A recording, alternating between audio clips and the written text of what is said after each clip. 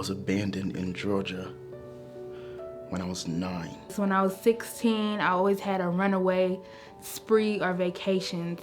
And during those runaway sprees or vacation was contemplation of suicide and all this stuff. I have no family that's willing and able to help me and to support me. So I'm just here alone, basically. And not having anybody to support me, it tears me up because I'm just here. So I mean, I would have loved to hear, I have your back and I'm here to help you. I was the worst. I was the worst child ever. I did so much. I called the state on them. For them to keep me for 3 years, I don't understand why. That's how I know they care. I'm not my past. When I first enrolled in college, my CSI worker was telling me, okay, 4 classes is too much for you to be a freshman. But I mean, that's average full-time student, so why is it too much for me and not too much for someone else? I don't know, we're treated as if we can't do what everyone else does. I'm that type of child. Like, I have goals, I have plans, I listen, I say yes ma'am, no sir, this, that, and the third. And I never give anybody problems. But when I need something to further my career, it's like they can't ever give it to me. Or if I ask them, could you help me pay for a sport? Because I'm into a lot of sports. Nope, can't do it. I'm sorry. My child advocate was a mentor to me in some type of way, and that's why I currently want to be a juvenile justice judge and an attorney. I want to be a district attorney. I want to, go to school, do law school, become a district attorney, and I want to turn around and open a law firm. My goals from the start was to go to Stanford University out in California. I wanted to study biology, then go to med school and become an OBGYN. Then it kind of downfall when I got into DFCS, so I had to kind of alter my college plans. I had to go to a school here in order for someone to help me pay for my college. I'm still going to be an OBGYN, either way it goes.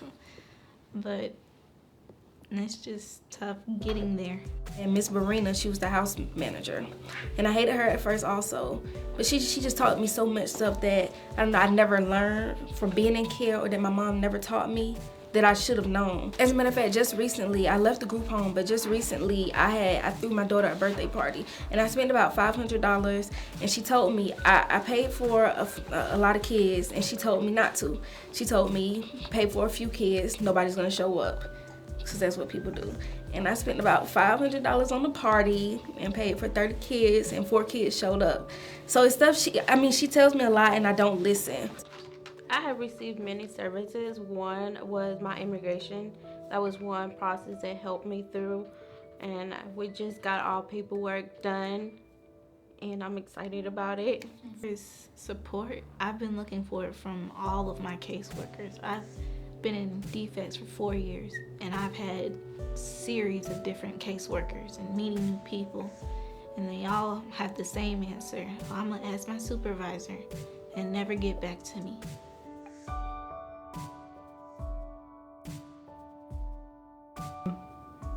A lot of foster youth have a lot of trust issues, and sometimes they feel like they have no one to talk to. But when you come and talk to a youth, say, hey, let me know, I want to get to know you a little better. Let's get to know each other. Take them out to dinner, I guess, and talk about each other. Share your story with them as well. And they open up to them, and they're going to start opening up to you. You have to understand, people, you're dealing with youth going through traumatic experiences, so who don't have that mother figure or father figure. You don't have someone telling you the birds of the bees talk, or you don't have someone telling you you experienced your first period and you don't know what to do. You don't have that support. First get a child, or you first need a child, and they're in care, or they're first taken away from their family. Them sitting in silence. Them lashing out at everybody around them is them screaming and crying for help. And I believe that you should,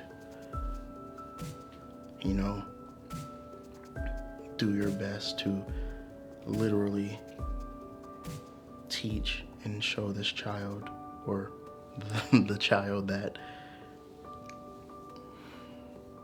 I'm sorry, to show the child that he's not alone, and we all believe in you, and we want you to be the best you can be. And looking at the youth on a piece of paper, go meet that youth first before reading the paper, because you don't know the story.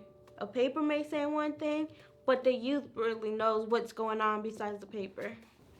Just don't talk at them where you're reading them a file or you're reading them the specifics, knowing that a child really doesn't understand what's going on. They don't know what APLA is. They don't know what reunification is. Just be more detailed, like, with this process, reunification, it's a possibility going with your parents, all that stuff. I just open the airways where you're not talking at them, make them feel comfortable, where it's more of a back and forth than a one-sided conversation. Work on stability. You have too many people coming in and out of different foster kids' lives, and just as soon as they get comfortable with somebody and they start getting what they need, they change, and then everything else is just dropped. Yeah, I understand you got too many kids, but at the same time, you gotta give everybody the same thing, that same attention kind of thing. Kids that are by themselves, it's like you can't turn anywhere else. So telling them, oh, well, you should go ask your mom for help. Who can I ask? I don't have a mom that's there and that's stable that can help me. So don't ask. Tell the truth. I'll let kids know the truth, and don't sugarcoat it, because once you finally find out, it's like, dang, I wish I would have known that, or why didn't you just tell me that? Because for 2 years, I thought I was going home. When I turned 13, I went to this very, very, wonderful foster home. They were, the best people you could ever meet. Like, my foster mom would say this: the difference between you and my birth children is that I planted the seed and they grew into wonderful flowers. And I adopted you and I planted you next to my flowers. And when my foster mom used to tell me that, I couldn't do anything but smile. And it's funny because still to this day, if I call them and I get their answer machine, I haven't lived with them in a while, you still hear, we did this thing where they said their names and I said my name at the end. We're all not here right now, and if you call them, I'm still there, like I'm still a part of that family, and it makes me feel like no matter what my blood family does to me or what they say, I still have family. Foster youth do thank you for as much as you do, and I would like for you to continue your efforts and your work to make the child welfare system better. It's not perfect, but I do thank you all for trying to make a change, and hopefully we can continue to make a change together, as in implementing foster youth in the processing of changing the welfare system.